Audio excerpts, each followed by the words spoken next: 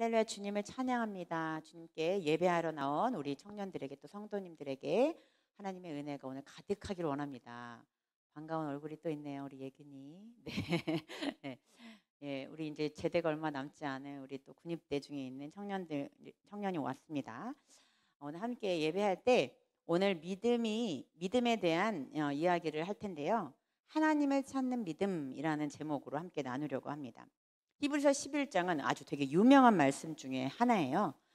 믿음은 바라는 것들의 실상이요 보지 못하는 것들의 증거니 선진들이 이로써 증거를 얻었느니라. 이 말씀 밑에 이제 창세기 구약에 나오는 많은 인물들을 배열하면서 믿음의 선진들에 대한 이야기가 나오고 있어요. 그런데 이 믿음에 관한 인물들이 주제별로 진행이 되었다고 좀 볼 수 있어요. 보통은 다른 해석가들은 이것을 시대순으로 나열했다라고 하지만 많은 사람들의 의견이 주제로 강조점을 가지고 믿음의 선진들을 나열하고 있다라고 이야기하고 있습니다. 오늘은 특별히 에녹이라는 사람의 이야기를 가지고 제가 믿음에 대한 이야기를 함께 나누려고 합니다. 앤드류 머리라는 신학자는 이 아벨, 에녹, 노아의 이 세 명의 인물들을 가지고 믿음의 제사, 믿음의 걸음, 믿음의 행위라는 이 세 가지 패러다임을 가지고 주제별로 이 믿음에 대한 이야기를, 믿음의 여정을 잘 설명해주고 있다라고 했습니다. 그림을 함께 보시면 우리 지난주에 제가 믿음이라는 것에 대해서 전체 그림을 한번 세팅을 제가 만들어 봤어요. 그러니까 처음에 우리 가인과 아벨이라는 창세기의 인물이 나오는데 그 인물이 첫 번째로 제사를 통해 하나님과의 바른 관계를 처음에 맺었다, 들어갔다라고 하는 게 이제 하나님과의 첫 걸음을 우리 아벨로 보면은, 에녹의 경우와 노아의 경우는 믿음의 여정의 그 중간 과정에 믿음의 걸음과 믿음의 행위에 대한 이야기를 주제별로 다루고 있다라고 볼 수 있어요. 그리고 마지막에는 우리가 이제 종지부를 찍죠. 하나님 나라에 갈 때 이렇게 믿음의 전체 세팅과 구조를 가지고 있습니다. 에녹의 경우를 보면은 하나님과의 관계를 맺었어요. 이미 하나님과의 구원의 역사가 이루어진 다음에 하나님과 어떻게 믿음으로 걸음을 걸으며 살았냐라는 것을 보여주고 있고, 노아의 방주 우리 많이 들어보셨죠? 영화도 나왔으니까요. 노아는 믿음의 행위, 즉 하나님의 은혜의 결과에 따라 실제적으로 우리가 어떻게 삶을 실천하며 살아갈 것인가 라는 것을 다룬 믿음에 대한 이야기입니다. 이 세 인물에 대해서 삶의 개요들을 보여주고 있죠. 그러면 우리는 이런 관점에서 에녹을 통해서 어떻게 하나님과 동행하며 나아갔는지를 믿음의 여정을 통해, 믿음의 윤여정 아니고 믿음의 여정을 통해서 어떻게 설계해야 할지 살펴보고자 해요. 에녹은 정말 유명한 사람은 아닌데요. 창세기 5장에 한번 언급돼요. 한번 볼게요. 21절에서 24절. 에녹은 65세에 무드셀라를 낳았대요. 그리고 무드셀라를 낳은 후에 300년을 하나님과 동행했대요. 그리고 자녀들을 많이 낳았고 그는 365세를 살았더라. 그러니까 365세를 가지고 이제 많은 신대원 학생들이 이 사람이 몇 년 동안 살았는지를 외우기 위해서 365일인데 365일 동안 주님과 동행했다 이렇게 외우거든요. 그래서 365세를 살았대요. 그리고 에녹이 하나님과 동행하더니 하나님이 그를 데려가심으로, 오늘 성경에서는 옮겨졌다라고 표현하는데 창세기에서는 데려가셨다라고 표현되고 있습니다. 세상에 있지 아니하였더라. 즉 오늘 창세기 5장에 보니까 에녹이 가장 강력하게 했던 삶이 뭐였냐면, 두 번 반복되는 단어가 있죠. 뭐죠? 빨간색으로 제가 체크해놨죠. 하나님과 동행했다라는 거예요. 이 두 번의 반복된 말씀 중에 하나님과 동행했다라는 기록이 아주 강렬하게 나와 있는데, 청교도 토마스 왓슨이라는 이제 신학자는 하나님과 동행하는 것은 믿음으로 걷는 것이다라고 표현하고 있어요.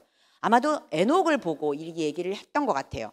하나님과 동행하는 믿음의 걸음, 이것이 바로 우리의 믿음의 여정이라는 거죠. 그리스도인이 된다는 것은 하나님과 동행하는 것이며 하나님을 알고 그분의 인재의 빛 가운데 매일매일 거하는 것이다 라고 기록하고 있죠. 그런데 히브리서에 와서는 에녹을 어떻게 표현하고 있냐면 하나님과 동행한다 라는 말을 쓰지 않고 그 말을 대신에 어떤 말을 쓰냐면 우리 5절에 보면 하나님을 기쁘시게 하는 자라 라고 기록해요. 하나님을 기쁘시게 하는 자라. 여기에 초점을 맞추고 있죠. 근데 이는 해석학적 입장에서 다른 말을 썼는데 실제로는 같은 정의로 볼 수 있습니다. 믿음으로 에녹은 하나님 앞에 옮겨졌는데 하나님과 동행함으로 기쁘시게 하는 자라 역임을 받았다는 거예요. 즉 기쁘시게 하는 것을 확증받았다는 거예요. 얘는 하나님을 진짜 기쁘게 하는 사람이었어 라고 완전히 도장을 빵빵빵 찍은 거라는 거예요. 그래서 에녹은 죽음의 고통을 당하지 않고 하나님이 데려가실 만큼 에녹은 하나님 마음에 사랑스러웠다라는 거죠. 그럼 여기서 에녹의 믿음이 어떠했기에 하나님을 그렇게 기쁘시게 했을까요? 하나님과 동행했다는 것을 어떻게 알 수 있을까요? 하나님을 기쁘시게 했던 것은 믿음이었다는 사실을 오늘 기록하고 있죠. 믿음 때문이었다. 믿음이 아니고서는 기쁘시게 못한다는 뜻은 믿음 때문에 기뻐했다는 거예요. 하나님이. 그 믿음이 어떤 것이냐라는 것을 오늘 중요하게 포인트로 잡고 있죠. 오늘 설교 제목은 하나님을 찾는 믿음이에요. 믿는다는 것은 우리가 어떤 사람을 믿건 신을 믿건 우리가 무엇을 믿는다는 것은 그 믿음의 대상에 대한 분명한 이유가 있어야 하죠. 믿음의 대상에 대한 이야기를 나누기 전에 제가 예화를 하나 좀 심플하게 드리려고 합니다. 여러분, 마당에 여러분의 집에 살고 있는 마당이 없겠다. 그죠? 마당이 있다고 해요. 전원주택에 아주 부자로 살고 있다고 생각해요. 여러분이. 네, 마당에 10억이 묻혀 있어요. 그 10억이 묻혀 있다고 말해주는 사람이 있다는 거죠. 그러면 여러분은 그 10억을 위해서 땅을 파겠습니까? 안 파겠습니까? 속으로 생각해도 돼요. 네. 그리고 땅을 파려면 아마도 뭐 숟가락을 사용하든 삽을 사용하든 아마 우리 원조는 굴삭기를 바로 한 방에 팔겠죠. 그런 것처럼 묻혀 있는데 그것을 팔 것인가 안 팔 것인가 라는 것을 여러분들이 한번 생각해 보셨으면 좋겠어요. 일단 저는 10억이 묻혀 있다고 말을 하면 그 말을 해준 사람을 좀 보고 결정을 할 것 같아요. 그 사람이 좀 신뢰할 만하다. 그러면 한번 믿고 한번 생각 좀 해보겠다 라고 하겠지만 그 사람이 우리가 보기에 별로야. 그러면 아마도 그냥 웃고 넘어갈 수도 있겠죠. 그 마당을 파기 전까지는 사실은 이 사실이 진짜인지 아닌지를 알 수가 없습니다. 그래서 여러분들은 만약 내 집 마당에 10억이 묻혀 있다는 사실을 안다면 둘 중에 하나를 선택하셔야 돼요. 팔 것인가 하지 않을 것인가 라는 걸 선택해야 돼요. 누구의 몫이죠? 우리의 몫이죠. 그런데 그 10억을 묻어놓은 사람이 누구인가도 굉장히 큰 문제일 것 같아요. 이걸 누가 묻어놨는가? 그게 좀 궁금하겠죠. 그렇게 그것을 어떻게 파야 할지 또한 방법 또한 중요하고 그것을 누가 묻어놨는지도 매우 중요할 것입니다. 그런데 이 스토리 가운데 가장 먼저 되어야 할 것은 바로 내가 그 사실을 믿을 것이냐 안 믿을 것이냐 둘 중에 한 가지의 선택을 해야 된다는 거죠. 아마도 어떤 한 사람은 그냥 정말 이거를 그냥 바로 믿고 팔 수도 있겠고 두 번째로는 그것을 믿지만 지금 당장 나에게 급하지 않다고 느끼기 때문에 그 일을 미루어 놓은 사람도 있을 것입니다. 그럼 먼저 믿음이라는 것은 믿음의 대상에 대한 문제가 반드시 있을 거라는 거죠. 우리가 믿지 못할 어떤 사실에 대해서 믿을까 말까를 고민할 때 그것을 어떤 것을 믿을 때 그것에 대한 대상이 매우 중요하다는 거예요. 오늘 우리가 믿음에 대한 이야기는 그 대상이 하나님이라는 것을 여러분 잘 아실 거예요. 근데 그 하나님이 어떤 사람에게는 뭐 10억일 수도 있겠죠. 어떤 사람에게는 그냥 있지만 굳이 내가 파지 않아야 될 하나님일 수도 있어요. 그리고 내가 하나님이 어떤 분인지는 알겠는데 나의 삶과는 상관없는 사람이야. 없는 분이야 라고 여겨질 수도 있습니다. 이 대상에 대한 믿음, 대상에 대한 어떤 신뢰 이것이 우리의 믿음의 가장 큰 첫 번째 초점이 될 수 있겠죠. 아마도 여러분들이 어떻게 하나님을 보고 있는지가 우리가 믿음의 척도가 될 수도 있습니다. 그런데 여러분들이 믿건 믿지 않건 우리 집 마당에는, 땅속에는 10억이 있다는 사실이에요. 그것은 성경이 이야기하고 있고, 그리고 많은 신앙의 선배들이 계속해서 하나님에 대해서 이야기하고 있습니다. 하나님은 공평하시고, 하나님은 신실하시고, 하나님은 믿을 만한 대상이 충분하시고, 하나님은 찬양할 대상이 충분히 되시고, 그래서 우리가 예배할 대상은 오직 하나님이라는 사실을 우리가 믿든 믿지 않든 하나님은 존재하시고 하나님은 우리의 삶을 이끌어 가신다는 사실이죠. 욥기도 바로 그 질문을 하고 있는 책입니다. 의인이 고난을 받는다라는 주제를 다루기도 하지만 욥기는 하나님을 귀로만 듣다가 눈으로 본다는 고백 뒤에 완전한 새 사람을 맞이했습니다. 새로운 사람으로 변화되었어요. 욥기를 복음적으로 해석해 주는 말씀은 바로 고린도후서 5장 17절 말씀이에요. 그런즉 누구든지 그리스도 안에 있으면 새로운 피조물이라 이전 것은 지나갔으니 보라 새 것이 되었도다. 하나님을 만나면 우리가 땅속에 있는 10억을 파서 보는 것처럼 하나님의 놀라운 일들을 보게 됩니다. 그리고 하나님을 만나는 그 순간 이전의 삶과 이후의 삶은 완전히 변화됩니다. 이것이 성경이 말하고 있는 믿음이죠. 그런데 대상에 대한 믿음이 없다면 우리는 그 대상을 탐구하고 찾아봐야 하겠죠. 정말 이게 10억이 있는지. 여러분 10억이라니까 별로나 보다. 요즘에 아파트도 못 사니까 한 1000억이라고 얘기합시다. 1000억. 네, 1000억 정도. 10억이라고 하는데 다 별로야. 지금 얼굴이. 그래가지고 일단 몇 배 뛰어서 1000억이라고 할게요. 네. 이 정도로 하나님의 대상에 대한 믿음이 없어도 이 대상을 탐구하고 찾아야 한다는 것을 우리 성경은 계속 이야기하고 있어요. 그러면 이것을 꼭 왜 찾아야 할까? 파야 될 것인가? 라는 믿음의 동기가 되게 중요하겠죠. 이것을 찾아야 할 것인가 말 것인가? 하나님에 대해 인정을 하지만 굳이 찾아야 할까? 굳이 내가 힘을 들여서 노력을 들여서 이것을 해야 할까? 라는 것을 우리가 생각해 볼 수 있겠죠. 이것은 바로 마치 내가 하나님과 관계를 맺어야 할까? 굳이 말씀을 읽고 삶의 방식을 바꾸어야 할까? 또 하나님을 위해서 내가 시간을 들여야 할까? 라는 동기로 또 연결되기도 합니다. 에녹은 그것을 하나님 앞에서 꾸준히 하루도 빠짐없이 주님 앞에 주님을 갈구하며 찾았던 사람이다 말할 수 있습니다. 에녹은 그것을 알았기에 오늘 히브리서에서 하나님과 동행하며 하나님을 찾았던 사람에게 어떤 상급이 있는지를 분명히 히브리서 말씀에서 기록하고 있어요. 6절 말씀이죠. 믿음이 없이는 하나님을 기쁘시게 하지 못하나니 하나님께 나아가는 자는 반드시 그가 계신 것과 또한 그가 자기를 찾는 자들에게 상 주시는 이심을 믿어야 할지니라. 하나님을 찾으려고 동기를 가지고 하나님 앞에 다가가는 자에게 반드시 하나님은 그가 계신 것을 알게 해주시겠다는 거예요. 너가 반드시 찾으면 그것을 보게 될 것이라는 거예요. 그리고 그가 계신 것을 알 뿐만 아니라 그가 하나님을 찾는 자들에게 반드시 상을 준대요. 상. 그것을 히브리서에서 에녹을 통해서 우리에게 전하고 있는 메시지예요. 하나님을 찾는다는 것은 무엇이냐면 하나님과의 관계를 추구한다는 것이라는 의미예요. 하나님과의 관계는 어떻게 할 수 있을까요, 여러분? 하나님과 여러분 이렇게 교제하고 관계하고 있다라는 개념이 되게 이렇게 좀 추상적이지 않나요? 하나님과 어떻게 교제해? 하나님은 보이지도 않고 우리 눈에 보이지도 않고 만져지지도 않는데 하나님은 어떻게 우리와 교제하실까요? 되게 애매하죠. 하나님은 영이세요, 영. 그래서 하나님은 우리의 영과 교제하세요.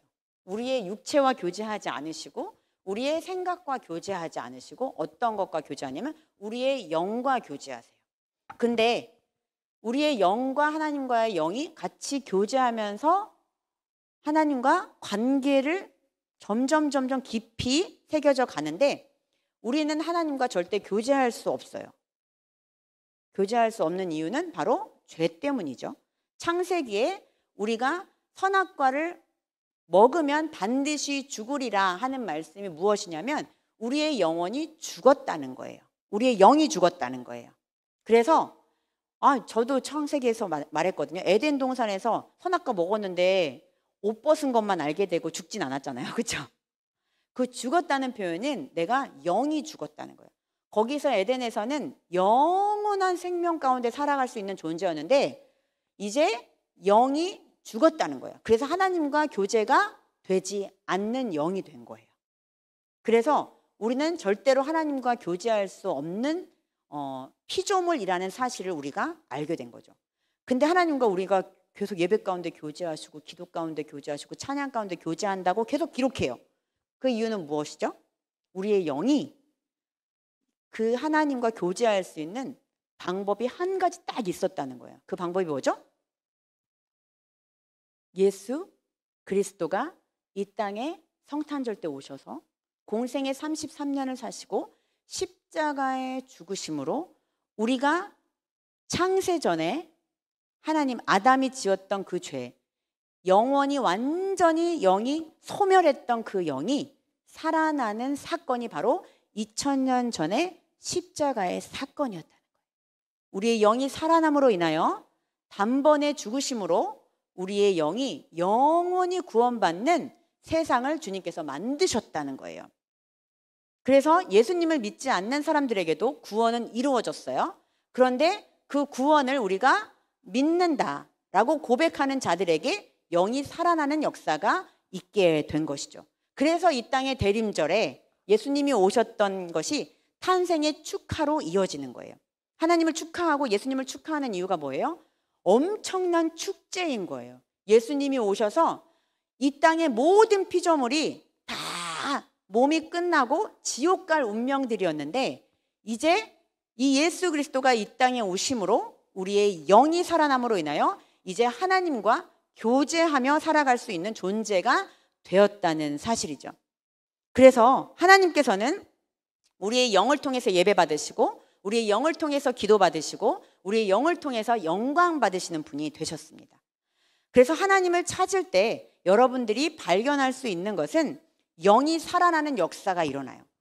우리 이렇게 예수님을 믿지만 같이 믿지만 그 구원에 대한 하나님을 믿음으로 고백하지 않으면 우리는 영이 살아날 수 없어서 똑같이 믿지 않는 분들과 함께 지옥에 가게 되죠. 에녹은 그래서 이렇게 영이 살아남으로 인하여 이제 죽지 않는 영생을 얻게 된다는 사실을 에녹을 통해서 우리에게 말씀하고 있어요. 그것을 알기에 계속해서 우리는 그 영과 하나님의 영을 교제함으로 우리의 생각을 하나님께 맞추고 우리의 의지를 주님께 내어드린다는 거죠. 그때 나타난 증거들이 이제 우리의 삶에서도 나타나기 시작해요. 그래서 우리의 영이 이끄는 곳으로 우리가 생각을 이끌고 육체를 이끌어 가는 거죠. 하나님과 교제하지 않고 끊기면 우리의 영이 살아나 있지만 하나님과 어떤 소통도 하지 않으면 이렇게 멀어지잖아요. 우리가 이렇게 누군가를 사귈 때도 그 사람을 잘 알고 있지만 그 사람과 아는 사람이지만 아는 관계이지만 가까이 하지 않으면 점점 더 멀어지는 것처럼 우리의 몸과 우리의 생각이 멀어지는 것처럼 주님과의 관계도 똑같습니다. 그래서 에녹은 오늘 이것을 굉장히 잘했던 분이라고 기록하고 있죠. 하나님과 동행하는 것, 하나님과 교제하는 것, 날마다 하나님을 찾는 삶을 통해서 하나님을 엄청 기쁘게 했다는 거예요. 저도 제가 이제 청년부를 사역하면서 가장 제가 마음에 저 친구는 정말 나를 너무 기쁘게 하는 사람이 누구겠어요? 저한테 전화 제일 많이 하는 사람이야. 나를 가장 많이 찾는 사람이 사실 제일 마음에 기쁨이 있어요. 또 무슨 일 때문에 이렇게 부족한 또 목사에게 전화를 했을까? 그리고 무슨 문제가 있지 않아도 나에 대한 궁금증, 또 나와 함께 교제하고 싶은 마음이 있는 친구들이 훨씬 더 내 마음을 기쁘게 하고 있죠. 그러나 뭐 나한테 전화를 안 해도 잘생기고 예쁘면 좋아요, 저는. 네. 네. 아무튼 이렇게 소통하는, 하나님과 교제하며 나아가는 자들에게 하나님이 반드시 그가 계신 것을 알게 해주시고 또 하나님이 반드시 상을 준다는 거예요. 여러분, 이 상은 뭘까요? 어떤 상을 하나님이 주실까요? 하나님을 기쁘시게 하고 하나님과 계속 교제하기를 원하는 자들에게 어떤 상을 주실까요? 여러분들은 어떤 상을 받고 싶으세요? 저는 바로 이 찬송가 중에 상이 있다고 봐요. 제가 찬송가를 하나 적어왔어요. 되게 좋아하는 찬송가 중에 하나요. 저 장미꽃 위에 있을 아직 맺혀 있는 그때에 귀에 은은히 소리 들리니 주 음성 분명하다. 아침에 이슬이 맺혀 있는 그때에, 그러니까 새벽에 하나님과 교제하며 그 음성을 분명히 듣고 있는 사람이겠죠. 2절, 그 청아한 주의 음성 울던 새도 잠잠케 한다. 내가 들리던 주의 음성이 늘 귀에 쟁쟁하다. 하나님의 소리를 항상 들으며 교제했다는 거예요. 3절, 밤 깊도록 동산 안에 주와 함께 있으려 하나 괴로운 세상에 할 일 많아서 날 가라 명하신다. 아침에 일어나서 주님과 교제했는데 세상을 살아가면서 밤이 깊도록 또 주님과 함께 있고 싶은 그런 마음이 있는데 본인이 그렇게만 할 수 없는 거예요. 왜냐하면 그렇게 사랑하는 주의 자녀들에게 세상에 할 일이 많기 때문에 너에게 사명을 불어 넣어 주신다는 고백이에요. 그리고 나서 후렴구에 이 하나님이 기뻐하시는 상을 주시는데 주가 나와 동행을 하면서 나를 친구 삼으셨네. 우리 서로 받은 그 기쁨은 알 사람이 없도다. 하나님과 내가 완전한 비밀 친구가 되는 거예요. 그게 바로 상이에요. 에녹은 그 하나님과의 긴밀하고 비밀스러운 그 교제를 이 에녹이 품고 있었다는 거죠. 하나님께서 그를 찾는 자들에게 그가 계신 것과 그에게 상 주시는 이심을 믿어야 한다는 것은 하나님과 교제하는 그 자체가 우리에게 상이 된다는 거예요. 그래서 그 기쁨을 이루 말할 수 없어서, 그 소망을 말할 수 없어서 아무에게도 그 기쁨이, 내 기쁨을 표현할 길이 없다. 여러분, 너무 좋으면 진짜 말로 다 할 수 없다라는 표현을 하죠. 이것처럼 하나님께서는 하나님과 동행하시고 또 하나님을 찾고 하나님을 기뻐하며 동행하기를 원하는 자들에게 하나님께서는 이러한 멋진 상을 우리에게 주신다는 거예요. 그래서 아마 에녹은 죽음을 보지 않고 그 상태, 하나님 나라에서 살았던 그 삶이 그대로 옮겨졌다라고 저는 느껴져요. 그게 그 사람이 이제 뭐 어떻게 구름 타고 올라갔는지 회오리를 타고 올라갔는지 알 수 없지만 하나님께서 옮기셨을 때 아마 그 땅이나 하늘나라나 에녹은 똑같은 삶이었을 거란 생각이 듭니다. 우리가 확신할 수 있는 한 가지는 하나님을 찾는 자들에게 하나님께서는 반드시 우리에게 주님께서 주시는 대상의 믿음, 또 우리가 그 땅을 파고자 하는 그 마음의 동기를 주님께서 반드시 주신다는 거예요. 그래서 하나님께서는 하나님을 찾는 믿음, 그 믿음으로 하나님이 살아계신 것과 하나님께서 그 사람에게 상을 주신다고 오늘 약속하셨습니다. 오늘 우리의 말씀을 가지고 그 약속을 믿고 하나님을 찾는 믿음을 통해 하나님께서 주시는 기쁨과 소망을 누리시는 우리들이 되기를 원합니다. 마태복음 7장 7절 8절 말씀에 하나님께서 우리에게 약속하고 있는 말씀이 있어요. 구하라 그리하면 너희에게 주실 것이요, 찾으라 그리하면 찾아낼 것이요, 문을 두드리라 그리하면 너희에게 열릴 것이니 구하는 이마다 받을 것이요, 찾는 이는 찾아낼 것이요, 두드리는 이에게는 열릴 것이니라. 아멘. 오늘 주님을 내 마음속에 아직도 간직하지 못하고 주님에 대한 마음에 아직도 더 다가가지 못하는 우리 지체들이 있다면 주님 앞에 주님을 더 깊이 교제하고 싶다, 주님 더 깊이 주님과 함께하고 싶다는 고백을 주님 앞에 올려드리기를 원합니다. 우리 함께 찬양하겠습니다. 믿음이 없이는. 하나님을 기쁘게 하는 건 우리의 행위도 아니요, 또 우리의 어떤 물질도 아니요, 우리에게 주님 앞에 드리는 시간도 아니고 오직 하나님과 교제하고 싶은 그 고백이에요. 하나님 우리에게 너무 큰 것을 바라고 있지 않아요. 마음을 다하고 힘을 다해 주님을 사랑하라고 주님께서 말씀하고 있습니다. 하나님을 기쁘시게 하는 것은 오직 주님을 향한 믿음이에요. 우리 마음속에 있는 엄청난 능력의 재물이 우리 안에 숨겨져 있어요. 하나님은 그것을 빨리 파서 찾아 누리라고 하십니다. 우리 함께 고백하겠습니다.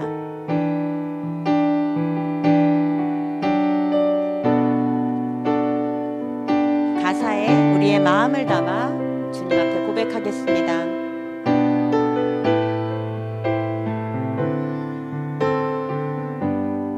주님, 제 마음이 너무 둔해서 제 마음이 너무 둔해서 주님을 볼 수 없습니다. 이 땅에 속하여 이 땅에 속하여 이 땅만 보다가 주님 손에 놓쳤습니다.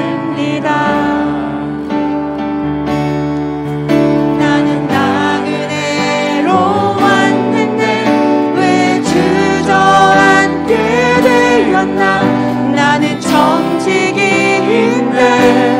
언제부터 내 삶의 주인이 되어버렸나.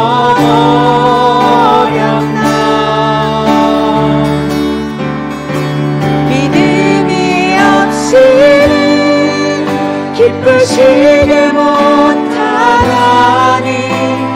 고된 수고도 다 헛될 뿐이라.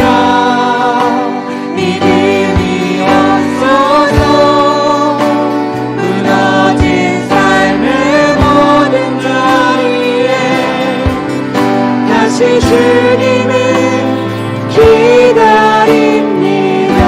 나는 나그네로 왔는데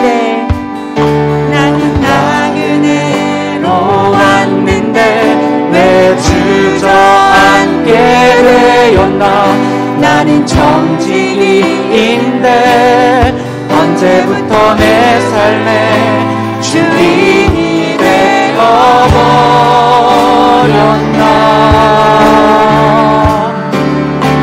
믿음이 없이는 기쁘시게 못하나니 고된 수고도 다 헛될 뿐이라. 믿음이 없어서 무너진 삶의 모든 자리에 다시 주님을 기다리. 믿음이 없이는 기쁘시게 못하나니 주를 찾는 자 반드시 만나리. 믿음이 없어서 무너진 삶의 모든 자리에 다시 주님을 기다립니다. 다시 주님을 기다립니다. 다시 주님을 기다립니다. 우리는 이 시간에 주님 제 마음에 오셔서 주님 저와 교제하여 주시옵소서. 그러기 위해서 예수 그리스도가 우리 안에 필요합니다. 예수의 보혈만이 하나님과 나의 영이 교제할 수 있음을 고백합니다. 주님을 찾기 원합니다. 주님을 알기 원합니다. 주님이 살아계신 것과 주님께서 반드시 그가 계신 것을 알고 상 주시는 이심을 믿음으로 고백하게 하시옵소서. 함께 기도하며 나아가겠습니다. 주여, 주님을 찾고자 합니다. 정말 주님과 동행하기를 원합니다. 외놈을 하나님을 기쁘시게 했던 것처럼 주님을 이 세상에서 가장 기쁘게 해드리고 싶습니다. 주님만이 나의 삶의 소망이며 주님만이 나의 기쁨이 되기를 원합니다. 주님, 우리 청년들 가운데 그 성도들 가운데 주님 기쁘시게 하는 주님의 사람들이 될 수 있도록 인도하여 주시옵소서. 주님 축복하시옵소서. 주님을 찾고자 하는 자들에게 만나고자 하는 자들에게 주님 깊은 삶, 주님의 살아계신 것을 알게 하시옵소서.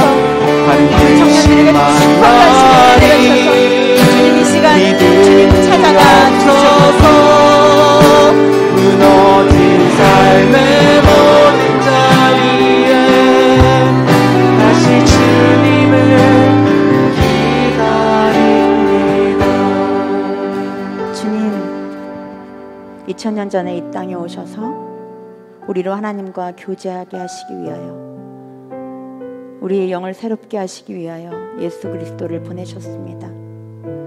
하나님, 우리가 그 믿음으로 고백하며 나아갈 때 언제나 주님과 교제하며 살아가는 귀한 존재들이 되게 하심을 감사합니다. 주님, 이 시간에 아직도 주님을 찾고자 하는 마음이 없는 지체들이 있다면, 주님이 내 삶에서 별로 상관없는 분이라는 것으로 느껴지는 지체가 있다면, 주님, 이 시간 찾아가 주셔서 주님이 이 세상의 전부라는 사실을 알려주시옵소서. 주님께 모든 영광 돌리며 예수님의 이름으로 기도합니다. 아멘.